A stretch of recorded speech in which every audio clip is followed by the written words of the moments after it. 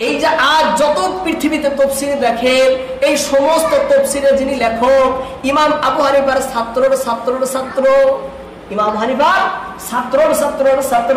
যদি আমি এক একটা করে বলে যাই লম্বা সময় চলে যাবে। ইমাম বুখারী আবু হানিফার ছাত্রর ছাত্র, ইমাম মুসলিম আবু হানিফার ছাত্রর ছাত্র, ইমাম তিরমিজি আবু হানিফার ছাত্রর ছাত্র।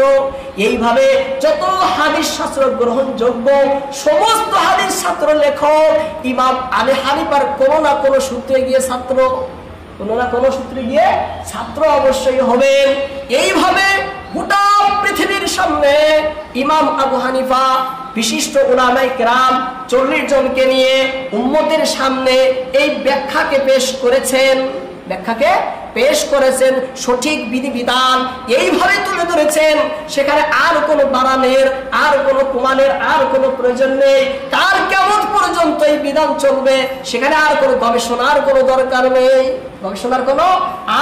দরকার নেই, পুঙ্খানুপুঙ্খানুভাবে খুলে উম্মতের সামনে পেশ করেছে।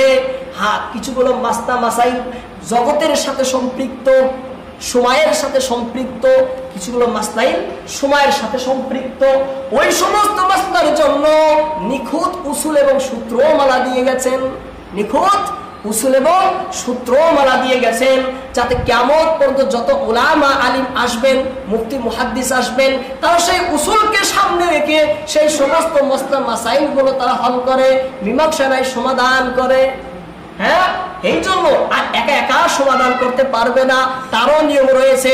গোটা পৃথিবীর বিশিষ্ট উলামার টিম থাকতে হবে, এক জায়গায় বসে নতুন কোনো মাসলা মাসাইল যদি আসে গভীর গবেষণার পরে সেখানে তার সিদ্ধান্ত নেবে।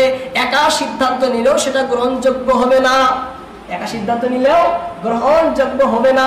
তাহলে চিন্তা করুন, গোটা ভারতবর্ষের বিশিষ্ট উলামার টিম রয়েছে, যারা প্রত্যেক বছরে তারা দিল্লিতে সেখানে তারা গবেষণা করে।